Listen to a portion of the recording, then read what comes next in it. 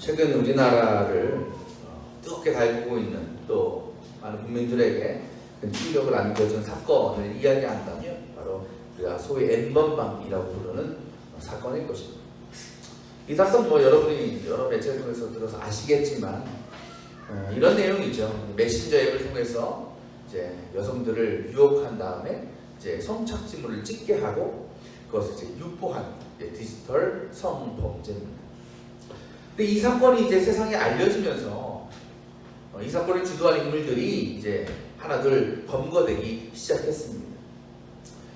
뿐만 아니라 최근에는 어떤 법까지 이제 올라갔냐면 그 영상을 보기 위해서 유료로 회원가입을 한 가입자들 몇 명 정도 되는지 아세요, 여러분? 26만 명이에요. 작게는 수십만 명, 수십만 원, 많게는 수백만 원을 이제 내고 가입한 사람들. 그래서 그 사람들도 공범자다. 그렇게 해가지고 그 사람들까지도 처벌하기 위한 소위 N번방 방지법이라는 것이 최근에 이제 국회 본회의에 통과가 되었습니다. 이렇게 되니까 이제 벌벌 떨 사람들이 많아지는 거죠, 그죠? 그 가입한 사람들, 그죠?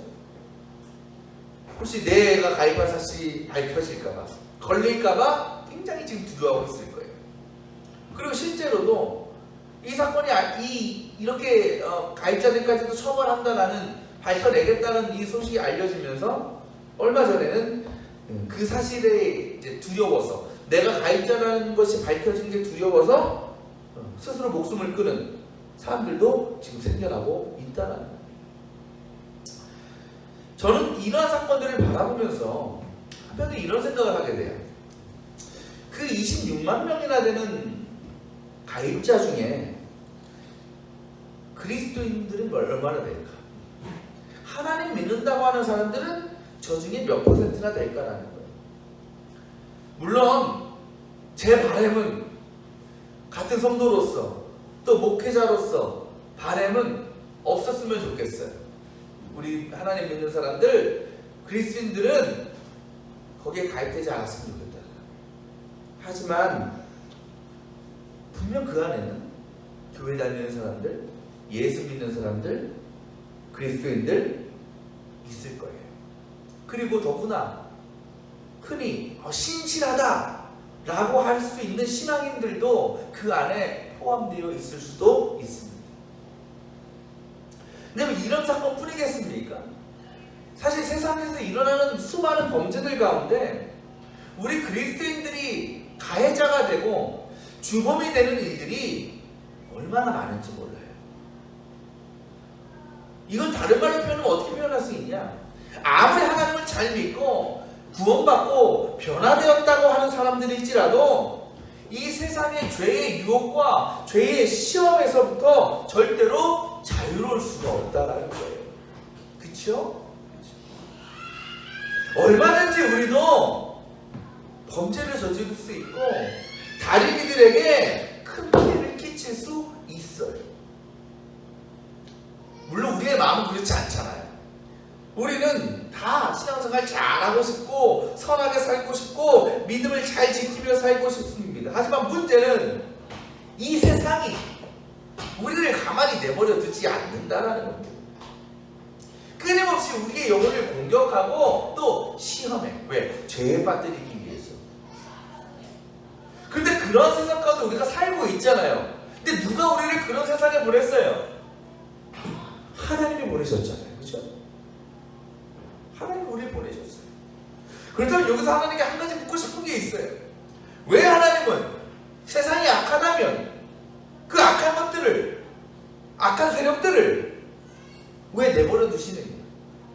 제거하시지, 멸망시키시지. 애초에 그런 위험 요소들을 제거해 버리시면 우리가 죄 지을 일이 있어 없어요? 없을 거 아니에요. 세상이 선하다면. 근데 왜 그걸 내두시면서 우리도 그것으로 보내시면서 우리에게 그 죄의 시험과 유혹을 당하게 하시느냐? 예수님 당시 팔레스타인 지역은요, 고원지대입니다. 고원지대는 뭘로 먹고 살겠어요? 사람들이, 많은 사람들이 동물을 키우겠죠. 목축업이 발달했어요. 그 중에 양을 많이 키웠습니다. 근데 양을 누가 키워요? 목자라는 사람들이 키우죠.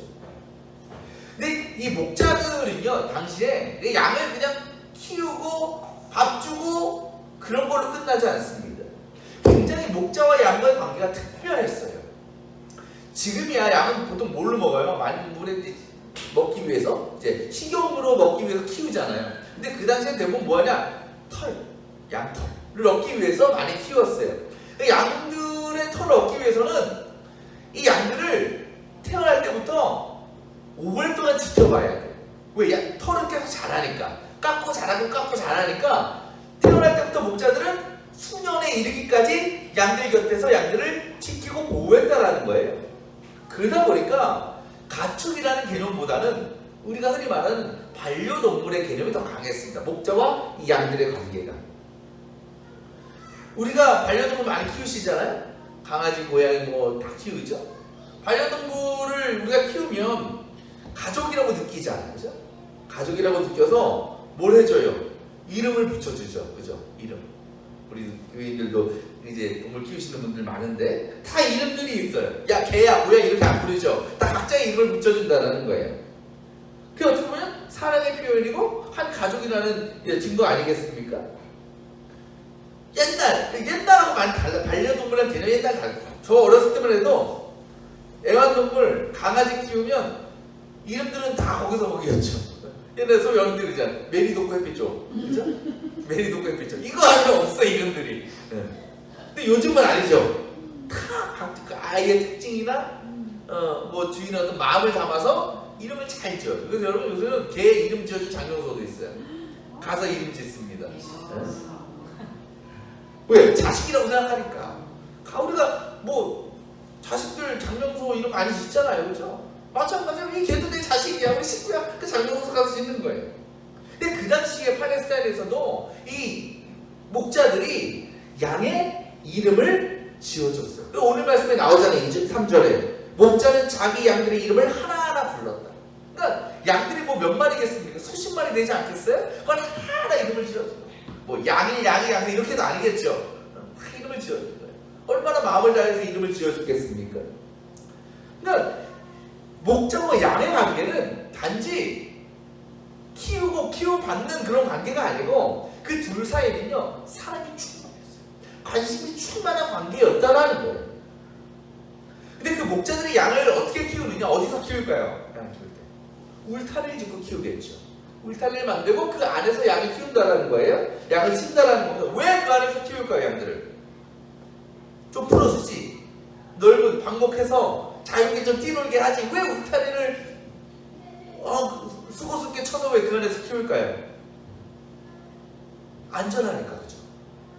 울타리 밖에는 산짐승, 들짐승들이 많잖아요. 그러니까 나갔다가는, 잘못하다가는 공격받아요. 죽을 수 있어요. 그래서 울타리 쳐놓고 그 안에 키우는, 곧 이 울타리는 양들이 가장 어떤 곳이다? 안전한 곳이라는 거예요. 근데 여러분, 여기 한 가지 문제가 있습니다. 울타리가 안전해. 근데 울타리 안에서 이 양들이 이제 풀을 뜯어 먹잖아요. 양들이 수십 마리 될 거 아닙니까?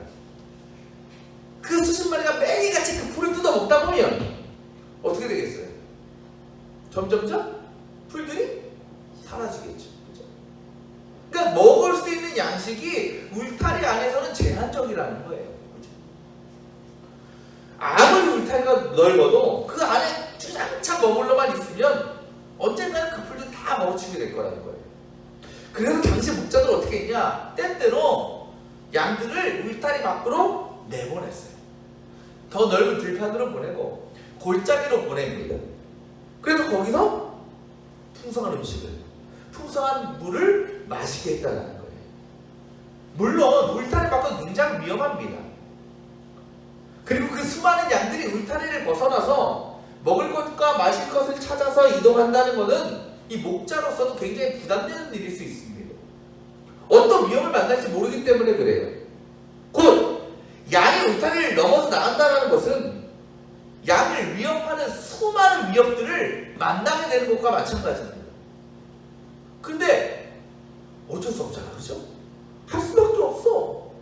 왜 배불리 먹으려면, 배불리 마시려면, 양들에게 더 좋은 풀과 물을 마시게 하려면 갈 수밖에 없는 거예요. 그런데 그렇게 울타리를 넘어서 넉넉한 물과 풀이 있는 곳으로 가는 길이요, 그다지 그냥 위험한 길일까요? 그렇지 않다는 거예요. 물론 양들끼리 가면 위험하죠. 양들끼리 가면 죽으러 가는 거나 마찬가지죠. 하지만 목자는 양들을 보낼 때 절대로 저들끼리 안 보냅니다. 누가 가? 자신이 함께 가요. 목자가 늘 동행한다라는 거예요. 오늘 말씀에 그 모습을 이렇게 얘기하잖아요. 4절에 자기 양들을 다 불러낸 다음에 그는 앞서서 가고 양들은 그를 따라간다라는, 이게 목자가 양들을 울타리 밖으로 인도하는 모습이라는 거예요. 여러분, 울타리 밖이 위험한 이유는 위험한 환경 때문이기도 하지요. 근데 또 하나의 이유가 있어요. 뭐냐? 양의 성격 때문에 그래요. 우리의 양을 볼 때 어떤 동물이라고 그래요? 온순한 동물, 순진한 동물이라고 그러죠. 여러분, 순진한 사람은 겁이 있어요, 없어요? 겁이 없죠? 아주 무식해요, 그냥. 겁이 없어요? 그래서 양들을 그냥 내보내면 이 양들이 울타리 안에서 같이 있었지만 나가면 절대 같이 안 있는다는 거예요. 다 불이 터져버립니다. 제 강속대로 가는 거예요. 그래서 위험하다라는 거예요. 때문에 양들을 밖으로 데리고 나갈 때는 반드시 목자가 함께 해야 되는 것이고, 또 목자가 어디에 서요? 가장 앞에. 양들 선두에 서서 양들을 뒤따라오게 해야 된다는 겁니다. 근데 그때 목자가 양들을 이끄는 특이한 특별한 방법이 있어요. 그게 뭐냐? 소리를 내는 거예요. 소리.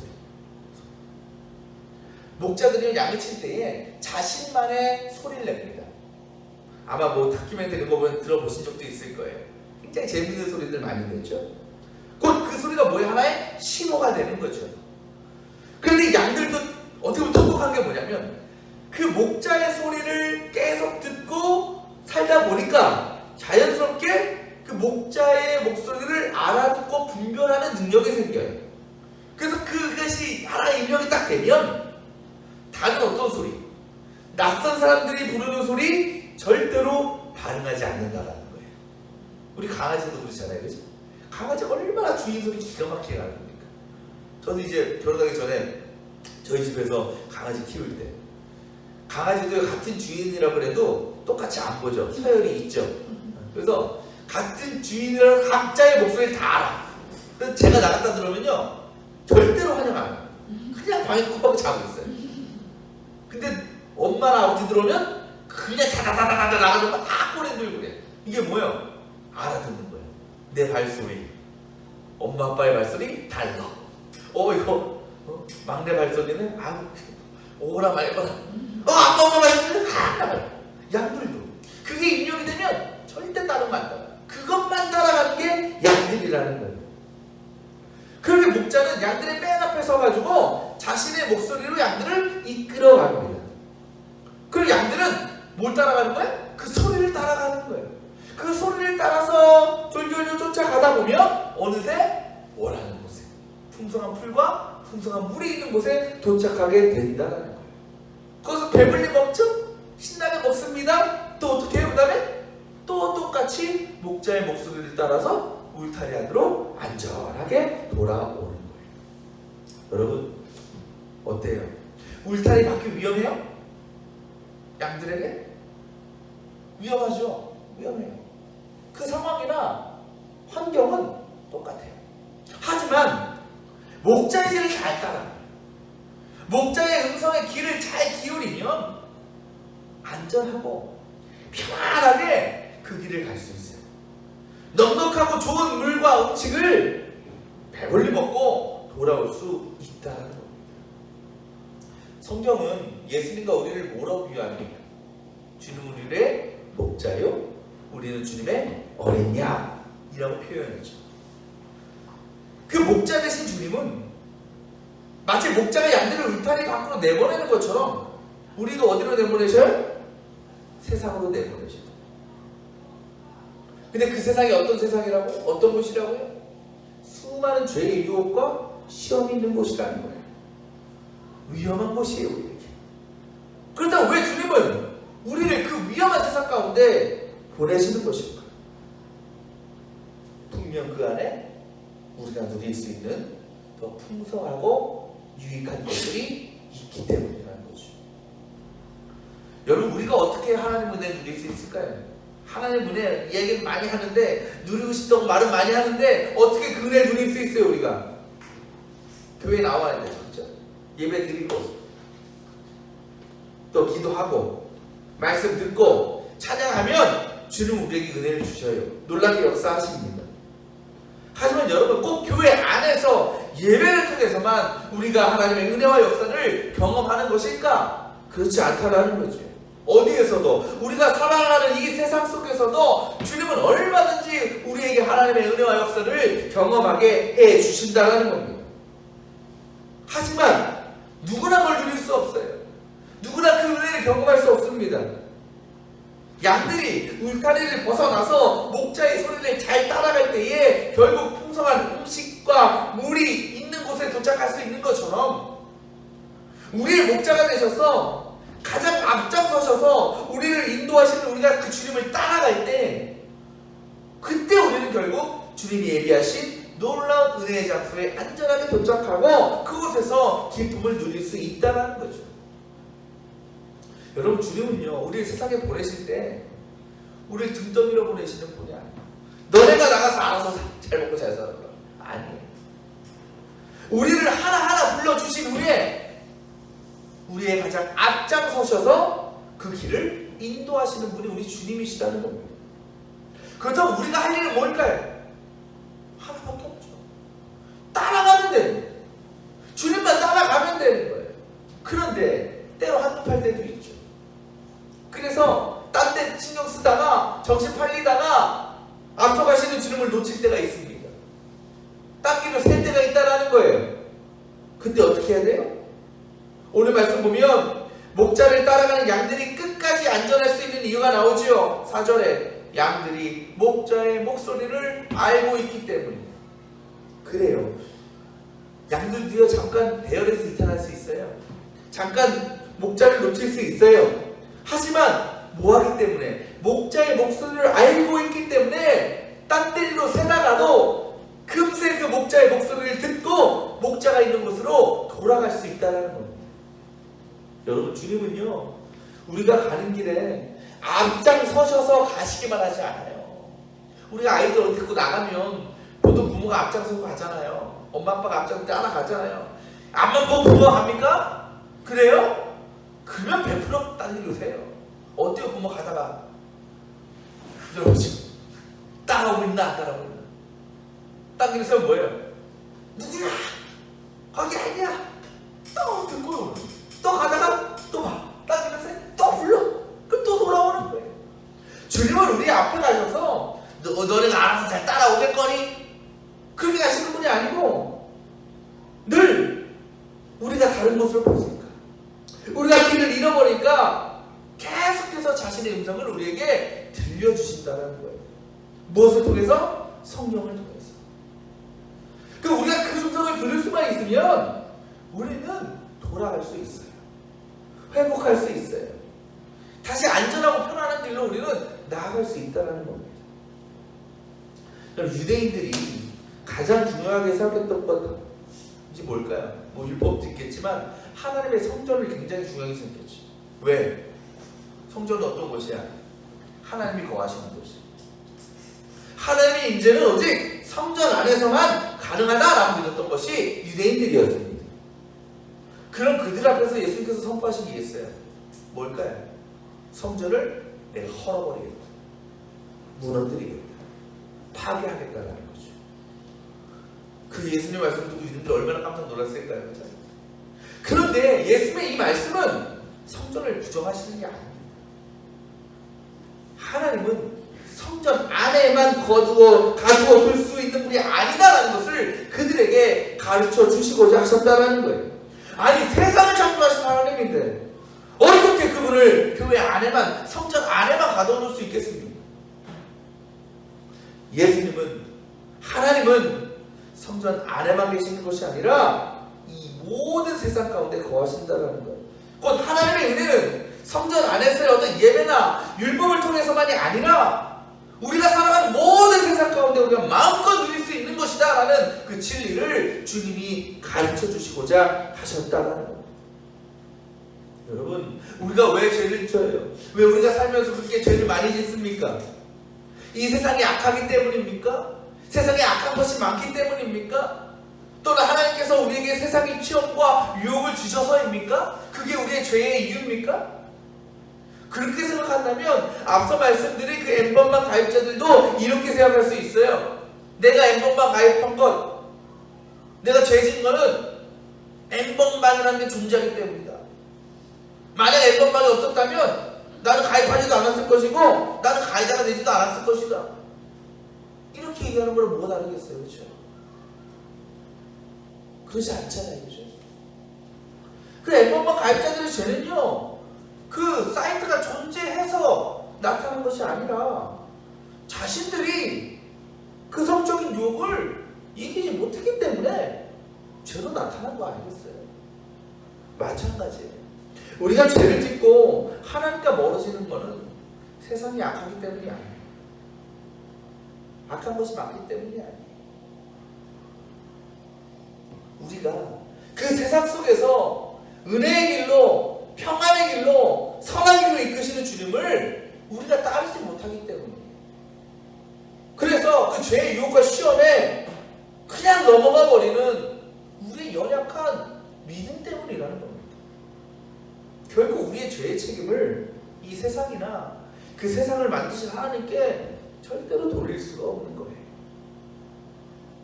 우리 그리스도인으로서 세상을 살아가는 게 얼마나 어렵고 힘든 일인지 모릅니다.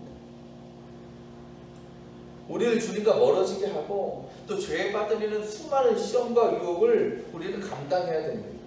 하지만 그럼에도 주님은 우리를 그 세상에 보내셔요. 왜? 그 세상에 우리를 위해 예비하신 풍요로운 은혜의 양식과 은혜의 생수가 있기 때문에 그래요. 주님은 단지 교회에 계신 것이 아니에요.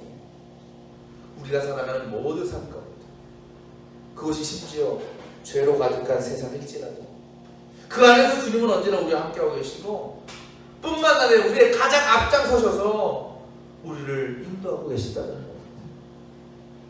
신앙이 뭡니까?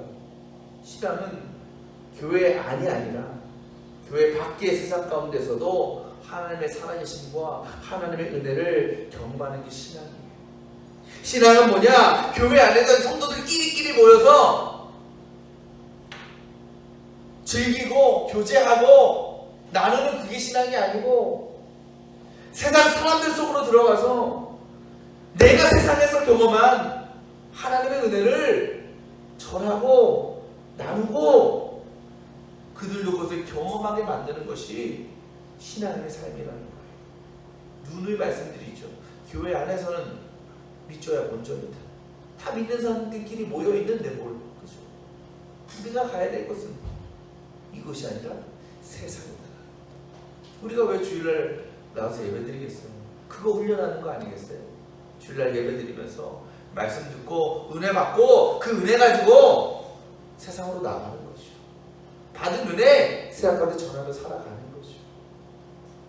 그렇게 이 세상은 우리 그리스도인들을 통해서 변화되어야 합니다. 사랑하는 여러분, 이 세상은 우리를 죄에 빠뜨리는 것이 아닙니다. 하나님으로부터 떠나게 만드는 것이 아닙니다. 오히려 우리의 믿음을 세워나가고 하나님의 크신 능력과 은혜를 충만히 누릴 수 있는 곳이 바로 이 세상인 줄 믿습니다. 늘 우리와 함께 하시면서 또 가장 앞서가시면서 우리 인도하시는 주님과 동행하며 이 세상에서 주님께서 예비하신 놀라운 은혜의 삶들을 누리며 살아가는 우리 성도들이 되었으면 좋겠습니다. 그래서 이 세상에서 타락하고 죄에 빠지는 것이 아니라 날마다 우리를 새롭게 하시고 변화시키시는 하나님의 풍성한 은혜와 복을 우리 모든 성도들이 누리시기를 축원합니다.